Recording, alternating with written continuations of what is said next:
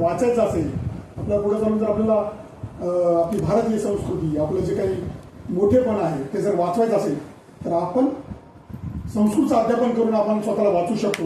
अशा प्रकारचा काही मला विचार मांडायचा आहे. मी सुरुवातीला आपल्याला सर्वांना, आम्ही ह्या कालखंडामध्ये वाढवलो, त्यामध्ये काही मंडळी पण असते. जेव्हा आम्ही कॉलेजमध्ये शिक्षण घेत होतो त्यावेळेस टी व्ही आणि त्याचा फारसा प्रचार नव्हता. त्यावेळेस रेडिओवरती सकाळची 7च्या बातम्या असायच्या आणि त्यावरती संस्कृतच्या समुद्र अशा प्रकारच्या बातम्या त्यावेळेस आम्ही ऐकायचो.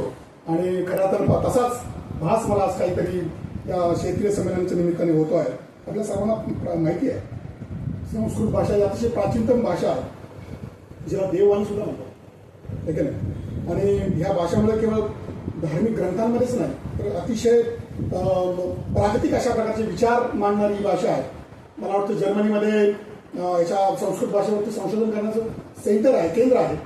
आणि असंही सांगितलं जातं की जी संगणकाची जी भाषा आहे, संगणकाची जी भाषा आहे त्यामध्ये संस्कृत भाषेचा फार मोठ्या प्रमाणावरती वापर केला जातो. आणि त्याचा वापर आपल्याला आधुनिक जे शास्त्र आहे त्याच्यामध्ये कशा प्रकारे करता येईल त्याच्या संदर्भातला विचार सुद्धा मला वाटतं या निमित्ताने व्हायला पाहिजे. वेद, उपनिषद आहेत, रामायण, महाभारत आहेत, भगवद्गीता अशा ग्रंथांमध्ये असे ग्रंथ जे आहेत ते संस्कृत भाषेमध्ये निश्चितपणे आहेत.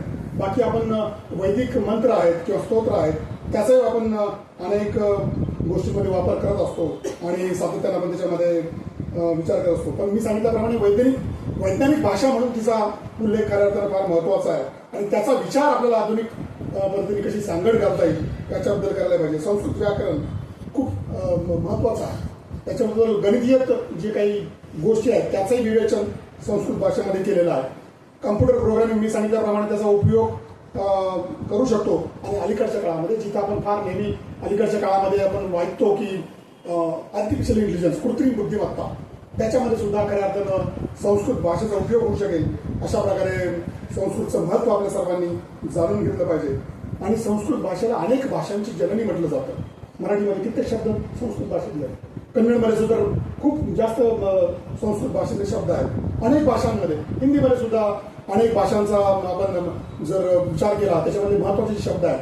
हिंदीमध्ये सुद्धा जर आपण उत्तर भारतामधल्या ज्या हिंदी भाषिक लोक आहेत त्याच्यामध्ये तर खूप संस्कृत शब्दांचा उपयोग त्यांच्या बोलण्यामध्ये आपल्याला जाणवतो आणि त्याचा उपयोग निश्चितपणे आपल्याला केला जातो. म्हणून अनेक ठिकाणी आपल्याकडं जे काही काव्य आहेत, नाटक आहेत, काही न्यायशास्त्राचे ग्रंथ आहेत ते सुद्धा खऱ्या अर्थानं संस्कृत भाषेमध्ये आहेत आणि त्याचा उपयोग आपल्याला सर्वांना ह्या अध्ययनामधून निश्चितपणे होईल असं मला वाटतं.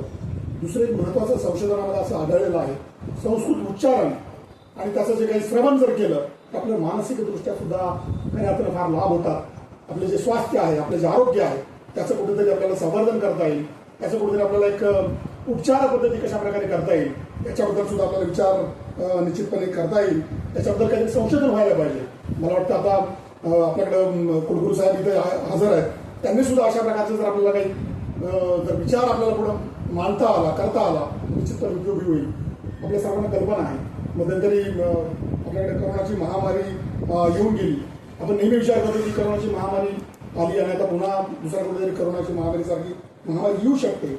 मला या ठिकाणी मला सांगायला खरं तर या ठिकाणी फार महत्त्वाचं वाटतं पुढच्या काळामध्ये मानसिक आरोग्याची महामारी ही जी काय अशा प्रकारची परिस्थिती आहे. पोलीस अधिकारी म्हणून मी आम्ही जे पाहतो समाजामध्ये आम्ही जे अनुभवतो त्याच्यामध्ये लोकांच्या मनामध्ये प्रचंड अशा प्रकारचा स्ट्रेस असतो, प्रचंड अशा प्रकारचा त्रास असतो, प्रचंड अशा प्रकारचे मानसिक जे काही वेगळ्या आहे त्रास, त्यातून जे समाजामध्ये होणारी जी काही अस्थिरता आहे त्याच्यावर जर कुठे जर आपल्याला मात करायची असेल तर अशा प्रकारच्या संस्कृत भाषेच्या अध्ययनातून, त्याच्या श्रवणामधून अशा प्रकारचे जर काही उपचार पद्धती आपल्याला डेव्हलप करता आली तर मला वाटतं त्याचा अतिशय चांगल्या प्रकारचा उपयोग आपल्याला करता येईल. आधुनिक काळामध्ये अशा प्रकारचा उपयोग अनेक देशांमध्ये, अनेक मी सांगितल्याप्रमाणे जर्मनीमध्ये अशा प्रकारचं संशोधनाचं केंद्र असं मी काही व्हिडिओमध्ये पाहिलं होतं. मी भेट दिलेली नाही, परंतु मला वाटतं अशा प्रकारचं केंद्र अनेक देशांमध्ये केलं जातं. मध्यंतरी आपल्या सर्वांनी व्हिडिओ पाहिले असतील. आपले जे ऋषी सुनक साहेब जे होते, जे भारतीय वंशाचे आहेत, ते ब्रिटनचे पंतप्रधान होते, त्यांच्या घरी सुद्धा दिवाळीचा जो उत्सव साजरा केला तिथं वैदिक मंत्रोच्चाराने तिथं पूजा केली गेली किंवा मला वाटतं व्हाईट हाऊस जे US जे सत्ता केंद्र आहे तिथं सुद्धा अशा प्रकारच्या वैदिक मंत्रोच्चाराचा केला गेला. तर मला असं सांगायचं आहे की संस्कृत भाषा ही खरं तर आपल्या सर्वांना महत्त्वाची भाषा आहे. त्याच्यामध्ये अध्ययन व्हायला पाहिजे. त्याच्यामध्ये महत्त्वाचं आपल्याला सर्वांना अशा प्रकारचं जे काम आपल्याला सर्वांना करायला पाहिजे त्याच्याबद्दल कोणाच्या मनामध्ये शंका असण्याचं कारण नाही. मला पुन्हा एकदा या ठिकाणी कविकुलगुरू कालिदास संस्कृत विद्यालय विश्वविद्यालय रामटेक आणि भारतरत्न डॉक्टर पांडुरंग वामन काणे सर यांच्या रत्नागिरी उपकेंद्र यांच्या संयुक्त विद्यमाने जे काय क्षेत्रीय वैदिक संमेलन होते 2025 खऱ्या तर हे अतिशय महत्त्वाचं संमेलन आहे. त्या माध्यमातून इथं जे काही येणारी जी काही तज्ज्ञ मंडळी आहेत, संस्कृतमध्ये अध्ययन करणारी मंडळी आहेत, त्या सर्वांचे ते ठिकाणी काहीतरी एक ब्रेन स्टॉर्मिंग होईल. अतिशय चांगल्या प्रकारची चर्चा ह्या माध्यमातून होईल आणि चांगल्या प्रकारचा विचार त्या ठिकाणी होईल.